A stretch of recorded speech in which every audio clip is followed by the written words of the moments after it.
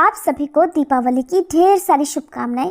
माता लक्ष्मी जी आप सभी के घर में वास करें और आप सभी की मनोकामनाएं पूर्ण करें।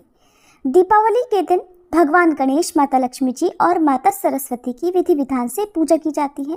तो आज के इस वीडियो में मैं आपके साथ शेयर करने वाली हूँ दीपावली की बहुत ही आसान पूजा विधि के बारे में। इसलिए इस वीडियो को आप हो सके तो पूरा जरूर देखिएगा। इस बार अमावस्या तिथि 2 दिन रहने के कारण दीपावली 2 दिन मनाई जाएगी। कुछ लोग दीपावली का त्यौहार 31 अक्टूबर को मना रहे हैं तो कुछ लोग 1 नवंबर को भी मनाएंगे। ऐसे में मैं आपको दोनों ही दिन रहने वाले लक्ष्मी पूजन के शुभ मुहूर्त के बारे में पहले बता देती हूँ। 31 अक्टूबर गुरुवार को अमृतकाल शाम 5:32 से 7:20 तक रहेगा। गोधूली मुहूर्त शाम 5:36 से 6:02 तक। स्थिर लगन मुहूर्त शाम 7:09 से रात 9:05 तक।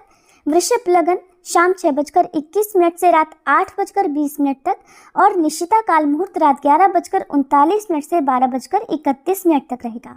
इस तरह से 31 अक्टूबर को माँ लक्ष्मी जी की पूजा का या दिवाली पूजा का जो शुभ मुहूर्त है वो शाम 5:32 से रात 9:05 तक रहेगा, क्योंकि दीपावली के दिन रात के समय माँ काली जी की पूजा की जाती है, महाकाली पूजा की जाती है, जो कि आप निशिता काल मुहूर्त में कर सकते हैं।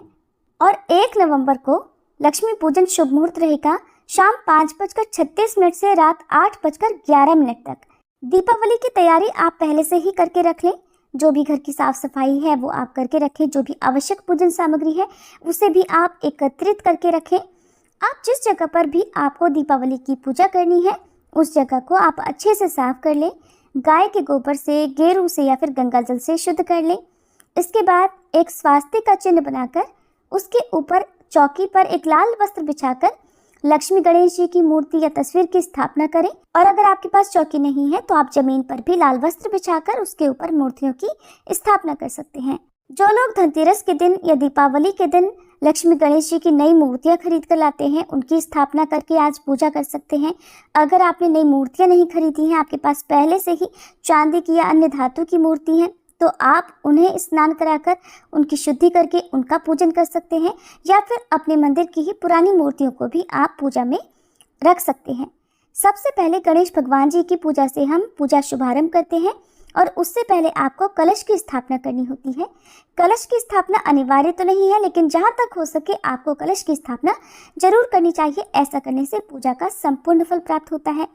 कलश की स्थापना आप बिल्कुल साधारण विधि से कर सकते हैं, जिसके लिए आप चौकी पर माँ लक्ष्मी जी के दाईं तरफ थोड़े से अक्षत रखकर या पुष्प का आसन देकर कलश की स्थापना करें। कलश के कंठ पर मौली यानी कलावा बांधें, स्वास्तिक का चिन्ह बनाएं, तिलक लगाएं और उसमें जल भरकर एक हल्दी की गांठ, एक का सिक्का, कमल गट्टा या एक कौड़ी और थोड़े से अक्षत और इत्र डालकर रखें। उसके ऊपर आम या अशोक के 5 पत्ते रखें या पान के पत्ते भी आप लगा सकते हैं। फिर उसके ऊपर आपको पानी वाला यानी जटा वाला नारियल रखना होता है। जटा वाला नारियल यदि ना मिले तो आप केवल दीप जलाकर भी उस पर रख सकते हैं, जिसे हम दीप कलश कहते हैं। इस तरह से कलश की स्थापना करने के बाद आप जो देवी माता की मूर्ति है उसके ठीक सामने एक दीप जलाकर रखें। दीपक को डायरेक्ट चौकी पर नहीं रखा जाता है, हमेशा आसन देकर ही दीपक को रखना चाहिए। आप पुष्प का या अक्षत का आसन देकर दीप जलाकर रखें। अब हाथ में थोड़े से अक्षत या पुष्प लेकर और जल लेकर आपको संकल्प लेना है।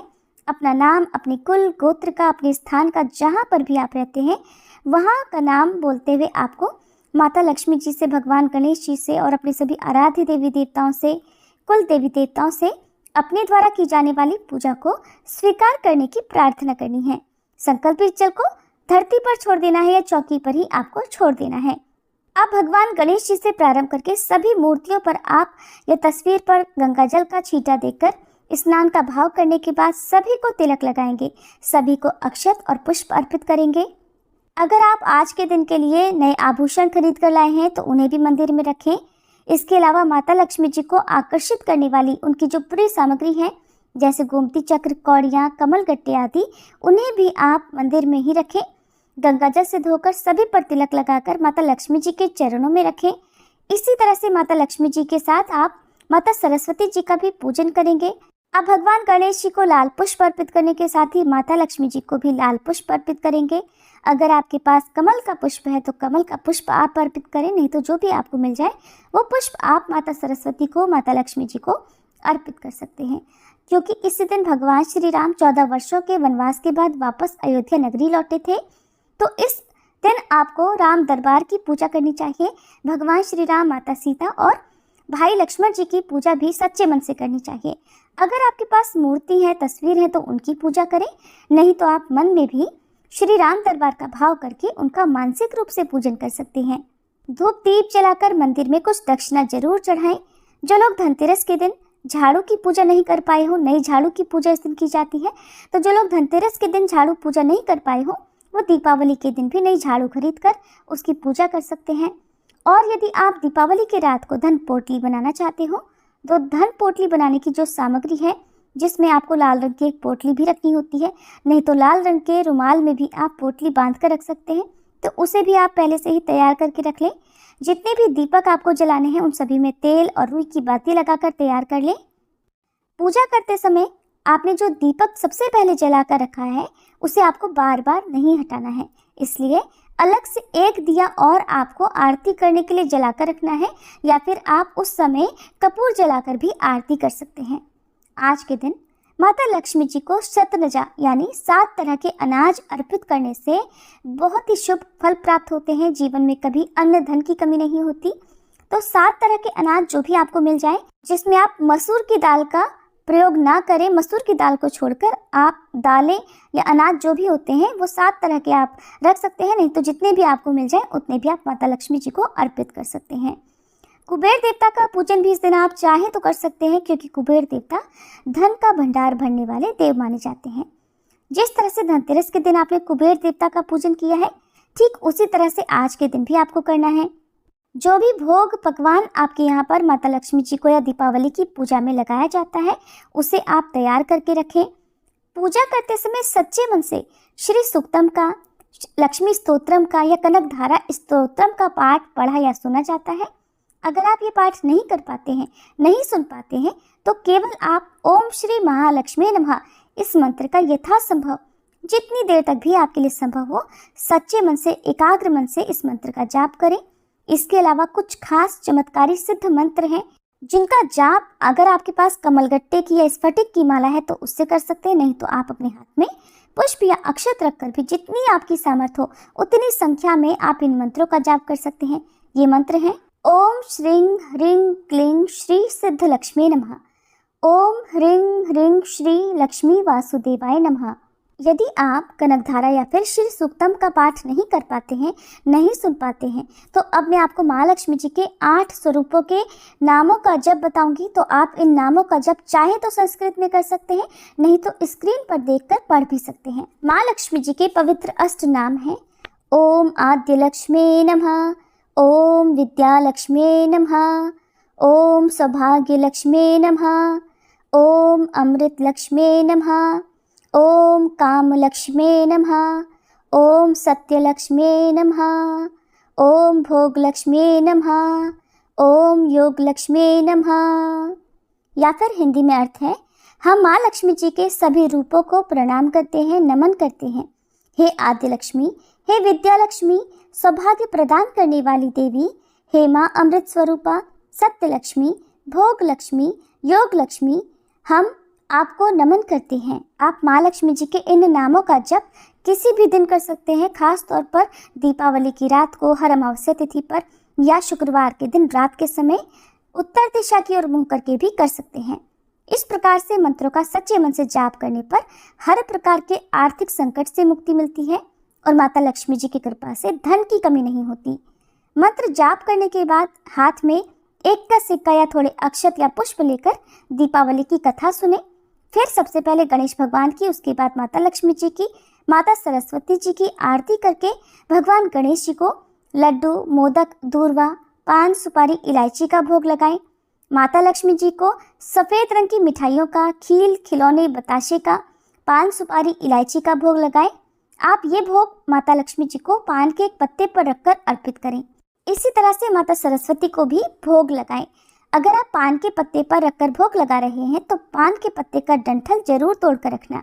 भोग लगाने के बाद आप जल अर्पित करें। एक गिलास में या कलश में थोड़ा जल भरकर माता लक्ष्मी जी के समक्ष चौकी पर रखें। अब आप एक छोटा सा हवन कर सकते हैं अग्यारी के रूप में, जिसमें आप गाय के गोबर का एक उपला अच्छी तरह से सुलगाकर उस पर थोड़ी हवन सामग्री डालें, कपूर डालें, लौंग का जोड़ा घी में डुबोकर डालें, अग्नि प्रज्वलित करें। फिर बताशे, पान का पत्ता, खील, खिलौने, मिठाई थोड़ी थोड़ी सी उस अग्नि में अर्पित करें।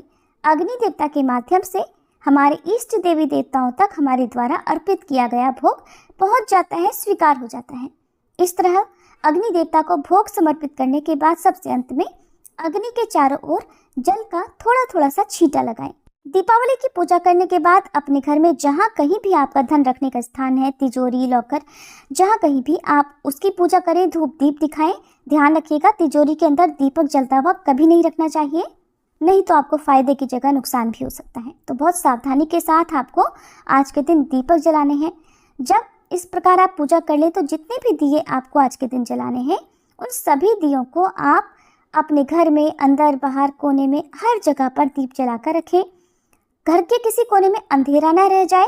आसपास मंदिर में, चौराहे पर, कूड़े के ढेर के पास, जितने भी पवित्र पौधे आपके घर में हैं आसपास है, वहाँ पर एक एक दिया जरूर जलाना चाहिए। पानी के स्थान पर जैसे नदी, तालाब, पोखर आदि के किनारे पर भी आपको एक दिया जलाकर रखना चाहिए। अपने घर में किचन में आप जहाँ भी पानी भरकर रखते हैं वहाँ पर भी आप एक दीपक जलाकर रख सकते हैं। एक दीपक माँ अन्नपूर्णा के नाम से अपने रसोई घर में जलाकर रखें। बहुत सावधानी से ये दीपक जलाकर रखें।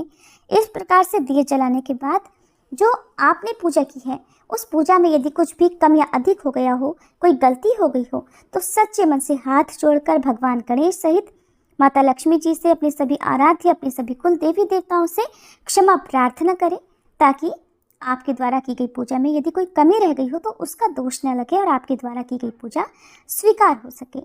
इस तरह से आप पूजा करें और जो भोग आपने अर्पित किया है उसे परिवारजनों में बांटें और खुद भी ग्रहण करें। आज के दिन अपने आसपास लोगों को, खास तौर पर निर्धन लोगों को फल या मिठाई जरूर उपहार स्वरूप दें। कुछ दान भी दें। दान आप भूखे लोगों को भोजन कराकर कर सकते हैं, या फिर दीपावली के पूजा में काम में आने वाली जो भी सामग्री है उनका दान भी आप दीपावली से पहले कर सकते हैं, ताकि निर्धन लोग भी आपकी सहायता से, माँ लक्ष्मी जी के आशीर्वाद से अपने घर में दीपावली का ये त्यौहार खुशी से मना सके।